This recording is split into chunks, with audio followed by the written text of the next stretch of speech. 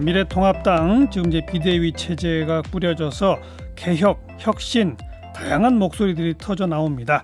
그 가운데 당 대표실에 걸려 있는 이승만, 박정희, 김영삼 전 대통령의 사진 이거 떼버리자 이런 주장까지 나왔네요. 그래서 그 주장을 펴신 분을 오늘 직접 초대했습니다.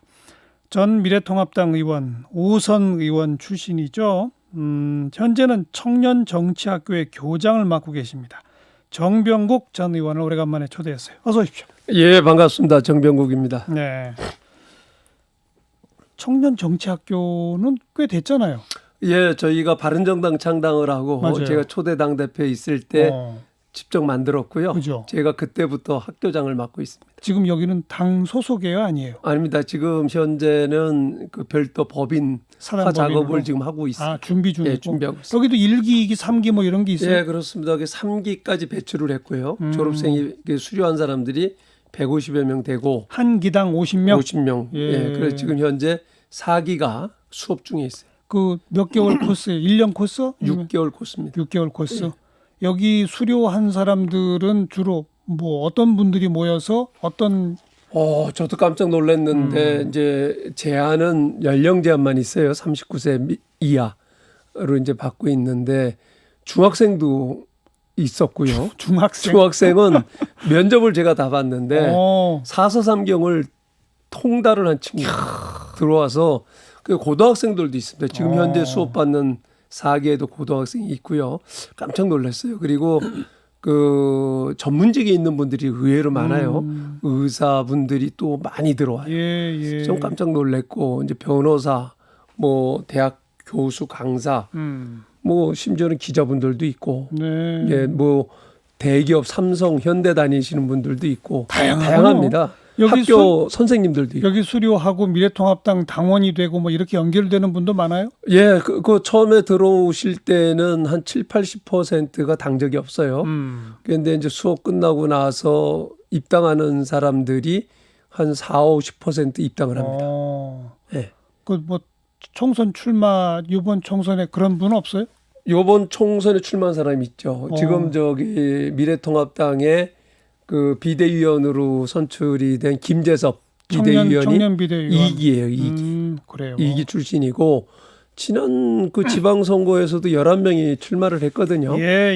이제 그 당시에 바른미래당으로 이제 출마를 했는데 바른미래당 출신 중에서 10% 이상 받은 사람이 거의 없는데 예. 이분들은 거의 대부분 다 10% 이상 득표를 했어요. 이 청년 정치 학교를 통해 이제 미래 세대 젊은 정치인, 젊은 특히 보수 정치인들을 키우겠다. 그겁니까? 딱히 보수 정치인으로 규정하지는 않고요. 이제 지금 현재 그 수료한 사람들 중에서 정의당에서 활동하는 사람도 있고요. 아, 그래요? 예, 민주당에서 활동하는 사람들도 있고 또 입학생들 중에서 보면은 정의당 정치 아카데미 출신들도 있고 민주당 정치 아카데미 출신들도 그럼 여기서도 있고요. 한번 배워보고 저기서도 예, 배워보고. 그렇습니다. 그래서 저희들이 아예 커리큘럼을 네. 보수적 시각만 보는 게 아니고 알겠어요. 보수 진보 쪽 거를 동시에 다 놓고 예. 객관적으로 그 당사자들이 판단하고 네. 선택할 수 있는 길을 열어주는 겁니다. 정병국 전 의원은 이제 그럼 후진들만 키우고 본인은 정치 안 해요? 안 한다는 얘기는 한 적이 없고요. 이게 정치행위 아닙니까? 후진 가장 중요한 일 중에 하나라고 봐요. 정치학교 꾸리는 것도 중요한 예. 정치죠. 미래시향적 제일 중요한 정치고. 거라고 보고요. 그동안 예. 우리 정치가 이렇게 됐던 이유 중에 하나가 그 사람을 키우지 않았던 거죠. 네. 교육할 기회가 없었잖아요. 그게 저희 그 학교 교육이라고 하는 게 전체적으로 주입식 교육이었고 예. 정치 시민 정치 교육이라고 하는 건 전무했잖아요. 이제는 그걸 체계적으로 할 필요성이 있다. 알겠습니다. 예. 그 얼마 전에 이제 미래통합당에 그 좀 새로 들어온 의원들 앞에서 네. 강연을 하셨더라고. 그렇습니다. 그 정치가 또 미래통합당이 이렇게 된 거는 다 그 계파 정치 때문이다. 뭐 이런 얘기도 막 하시고 그랬던 걸로. 미래통합당뿐만이 아니라 그 당시 이게 우리 좀 정치. 와전이 됐어요. 우리나라 정치가 이렇게 국민들로부터 비판받고 그 실망을 안겨주게 된 가장 큰 요인은 국민을 바라보고 하는 정치가 아니라 네. 계파 중심의 패거리 정치를 하다 보니까 그렇죠. 이렇게 됐다. 그리고 그 극단적으로 나타난 게 지난 박근혜 대통령 탄핵이 예. 결국은 그 계파 정치, 패거리 정치를 이게 원인이 아니냐. 국민이 그걸 심판한 네. 거다. 그렇습니다. 그런데 지금 반대급부로 탄생한 이 정부도 역시 패거리 정치를 하고 있다. 그런 얘기를 했던 뭐 거죠. 그동안 우리 개파 정치, 패거리 정치에 대한 지적과 비판은 이제 쭉 있어 왔던 것이니까 네. 금방 이해가 되는데 네. 바로 그 자리에선가 당 대표실에 가봤더니 이승만, 박정희, 김영삼 전 대통령 사진이 걸려 있는데 이거 떼자. 왜요? 과거에 저희가 새누리당 할 때에는 사진이 없었어요. 통합하고 나서 그 당사를 그러니까 국회 그 당대표실 회의실이죠. 갔더니 사진이 3분 사진이 걸려 있는데 참으로 저 자신이 혼란스러운 거예요. 왜요? 저 사진을 어떤 의미로 걸었는가? 전직 근데 대통령 결국은 전직 근데 대통령이라고 한다고 맞아, 하면 저 전부 다도 아니네요. 다가 아니잖아요. 그럼 예. 그러니까 결국은 그동안 이 보수 진영에서 주장해왔던 좋은 점만 내건 거예요. 우리 입장에서 그렇잖아요. 그러니까 이 이해가 정당이 되세요? 이 정당이 배출한 대통령인데 그러니까요. 근데 또 이해가 됩니까? 이 정당이 이 배출한 정당이 것도 배출한 아니죠. 대통령도 아니죠. 아니죠. 두 분은 아니에요. 그러니까 자유당 이게 이승만도 아니죠. 아니죠. 자유당 이승만 대통령도 아니고 박정희 대통령도 아니죠. 그렇죠. 이 정당의 뿌리라고 하면 3당 합당 이후 전개되어 온 거거든요. 그렇잖아요.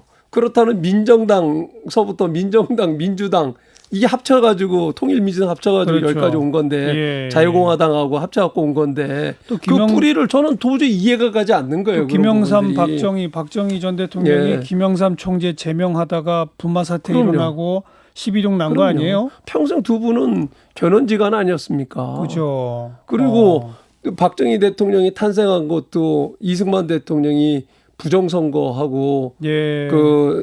삼선 개헌 철폐하려고 했다가 그 결국은 4.19로 4.19 나게 됐고 그렇죠. 거기에 장면 정권이 들어서게 되고 거기에서 이제 군사 혁명을 일으켜 군사 쿠데타를 일으켜가지고 박정희 대통령이 탄생이 된 건데 근데 그거를 서로 연결점이 하나도 없어요. 그런데 그걸 보수의 뿌리라고 얘기를 한다고 하면 누가 그걸 동의를 하겠어요? 이런 건 있겠죠. 어떤 부분이요? 보수 진영에서는 이승만 전 대통령이 소위 이제 건국을 완성했다. 네. 그렇게 그러니까 보통 이렇게 주장하잖아요. 얘기할 수가 있어요. 그다음에 자유민주주의 네. 체제를 시작하신 대통령. 그리고 다음에는 이제 산업화를 산업화, 이룬 대통령. 민주화를 이룬 대통령. 건국, 산업화, 민주화 그건 되잖아요. 그렇다라고 하면 뿌리를 찾는다라고 하면은 다 놓고 공가를 다 우리가 수용해야죠.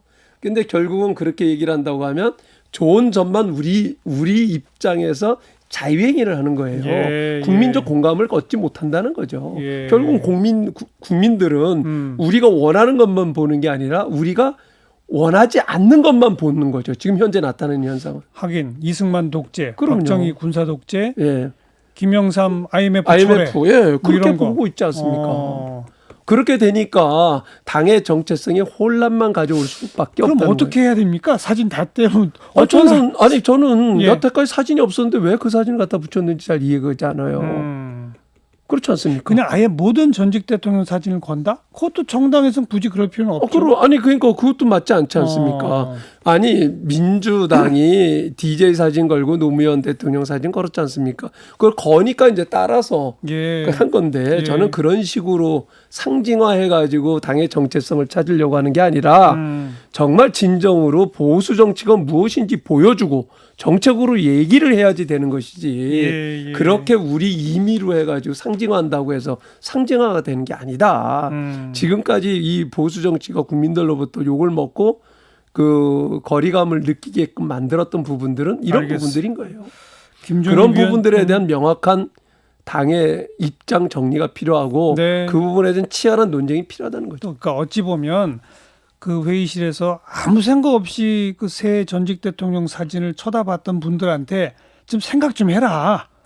저게 어울리냐? 이런 문제제기이기도 하군요. 지난 자유한국당이 왜 그렇게 거의 공멸에 가깝게 됐는가 하는 거를 반추해봐야 되는 거죠. 결국 우리 입장에서 정치를 하는 거예요. 김종인 위원장 체제는 잘 할까요? 이제 시작을 했으니까 기다려 봐야죠. 그러나 그게 이제 최선이라고 저는 생각하지는 않았습니다만은 일단 출범을 했으니까 최선을 다해서 합심해야 되지 않겠습니까? 지금 뭐 기본소득제 등등 또 약자와 함께 가는 보수정당 이런 개념들을 던지고 있잖아요. 그 방향은 어떻게 생각하세요? 저는 뭐 바람직하다고 생각을 해요. 기본소득이라고 하는 것 자체의 기본적 접근 방법을 저는 우리가 잘못 인식을 하고 있다고 생각을 해요.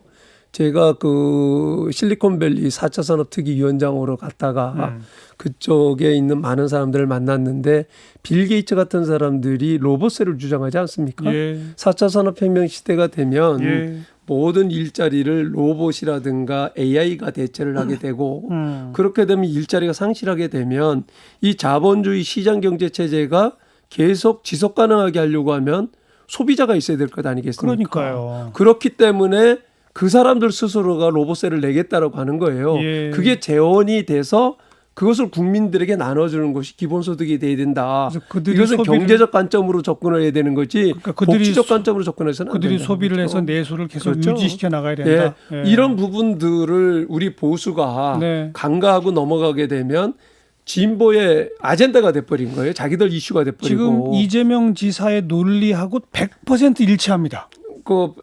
저는 그렇지 않다고 오히려 그쪽은 복지적 관점이에요. 아니죠. 이재명 그게 지사가 강해요. 계속 강조하는 게 자기의 기본소득 구상은 네. 복지 정책이 아니고 복지 정책의 플러스 경제 정책이다라고 복지 항상 정책 플러스라고 얘기를 하는데 이건 순수하게 경제 정책입니다.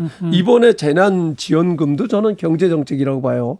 그렇기 때문에 이것을 뭐 가진 자들이 기부하자 대통령이 예. 기부하고 하는 거는 예. 넌센스였다고 저는 보죠. 경제 정책의 하나로 꼭 이 보수 정당이 추구해야 할 정책 중에 하나다. 저는 그렇게 생각을 하고요. 이거는 또, 지금 또, 당장 실현하기는 어렵지만은 물론. 지금서부터 심도 있게 논의해 들어가고 연구해야 된다. 또 어떤 아젠다가 있을까요? 저는 환경 문제도 그렇게 봐요. 환경?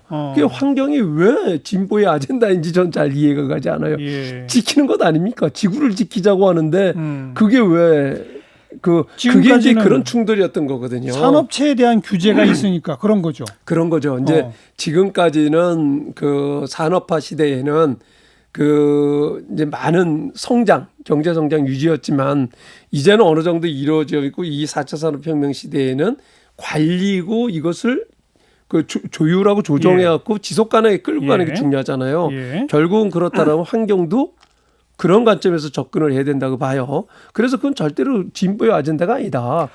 지난 MB 정부에서 저는 녹색 성장이라고 하는 개념이 예. 세계에서 깜짝 놀랐던 것 아니겠습니까? 그 과거에 그 노무현 정권에서 환경부 장관 했던 김명자 전 장관이 국회 산 포럼에 가서 그런 얘기를 하더라고요. 세계 무대에 가서 환경론자들하고 이렇게 논의를 하고 회의를 하는데 아니 너네 나라에서는 어떻게 녹색 성장이라고 하는 개념을 도출해낼 수가 있었냐. 놀랍다. 예. 이런 얘기를 하면서 자기도 놀랍게 받아들인다. 이거 맞습니다. 그래서 그러니까 추상적 방향은 그런데 예. 기업체가 산업용 전기요금이 가정용이나 사무용보다도 훨씬 싸잖아요. 예. 그럼 산업용 전기요금 올려야 되는데 동의하세요? 아니 무조건 저는 그렇게 그거하고 그러니까 환경을 보호하려면 굉장히 그 중요한 아젠다거든요. 그렇도 저는 꼭 그렇게 보지는 않아요. 어. 그러니까 그러니까 그렇다고 해서 모든 기존의 그 산업이라는 올스톱 시킬 수는 없는 거잖아요. 물론. 그거를 하는데 그 환경도 지키면서 하자는 거죠. 그렇기 때문에 나오는 것이 대체 에너지 얘기가 나오는 건데 예. 저는 이 정부가 방향은 잘 잡았는데 접근 방법이 잘못된 거예요. 영국을 갔더니 영국에서도 2050년까지 그 대체 에너지로 그러니까 탄소 배출량을 제로로 만들겠다는 게 목표예요. 그래서 그 대체 에너지 원만 가지고 가능하냐? 불가능하다. 네. 그렇기 때문에 원자력 발전소를 23%에서 25% 정도는 그거를 가져간다. 보조 에너지로 쓰려고 한다. 영국은 그렇죠. 예, 그런데 독일은 또 다르죠. 아니 독일도 지금 전환하고 있어요. 예. 근데 그거를 그냥 이 정부가 좋아요. 알겠습니다. 한 면만 본 거죠. 그러니까 기본소득 같은 아젠다, 환경 같은 아젠다, 그러니까 꼭 진보의 것이 아니다. 예, 보수의 시각에서. 아젠다라고 하는 게 시대의 변화에 따라서 계속 바뀔 수밖에 없는 거고요. 그 얽매여 있어가지고 안보와 그 경제반만이 우리의 것이다 이렇게 생각해서는 안 된다. 그러지 말고 폭넓게 가야 되고. 폭넓게 하되 그렇죠. 정책 내용을 가지고 토론에 들어가자. 네, 그렇습니다. 거기에 대안을 제시하는 게 미래통합당이 앞으로 갈 길이다. 그렇습니다. 이거로군요. 예. 오늘 백종원 씨 이름이 자꾸 거론이 됐는데 아, 예. 다음번 대선 후보 군이 지금 떠오르세요? 저는 그 대선 후보 군이 정해져 있는 게 저는 아니라고 만들어지는 거죠. 근데 지금까지 우리 당에서 특히 보수 정권 내에서 대선 주자를 만들려고 노력을 했는가? 이거를 저는 되묻고 싶은 거예요. 그래서 저는 얼마든지 만들어질 수 있다라고 보고요. 네. 과거에 노무현 정권이 끝나고 나서 스스로 그 민주당 계열의 사람들이 패적이라고 선언할 당시에 예. 그 당시에 새누리당 한나라당 내에는 엄청나게 대권 주자들이 많이 포진하고 있었는데 그쪽에는 시를 찾아보려도 없었죠. 없었다. 없었죠. 이런 예. 얘기를 했단 말이에요. 예. 하루아침에 만들어진 건 아니잖아요. 근데 그 당시에 그 많이 있었던 대권 주자가 사라진 건 아니잖아요. 그게 어떻게 만들어내느냐가 중요하다고 저는 봅니다. 그때가 이제 이명박 정동영 대선 치를 때 네. 그때 국면이었어요. 그렇죠. 네. 노무현 대통령 될 때의 대선 국면에서는 이제 혜성처럼 노무현 대통령이 당내에서 그렇죠. 만들어진 거잖아요. 만들어져서 그럼요. 나왔는데 저는 지금도 얼마든지 그런 국면을 만들어낼 수 있다. 어찌 보면 이명박 박근혜 두 대통령 집권 기간 동안 그 당에 기라성 갔던 인물들을 다 그냥 죽였네요. 죽인 거죠. 결국은 그게 패거리 정치의 요인이다. 그 원인이 거기에 있다고 저는 보는 거예요. 이제는 좀 활활 다시 타오르게 할 수 있다. 저는 얼마든지 가능하고 지금 얼마나 좋은 사람들이 많습니까? 그 사람들을 그 기를 못 피게 만든 거죠. 그 패거리를 가지고 뭐 나가서 선거를 당내 경선을 하거나 뭐를 하면은 그 패에 그 끼지 않으면 알겠습니다. 판판이 다 지는데 그 무슨 의미가 있겠어요? 오늘 여기까지 말씀 듣고 예. 다음에 또 모셔서 예, 감사합니다. 청년 정치학교 교장 이렇게 소개를 해야 되겠네요. 예. 정병국 교장 선생님 함께 만났습니다.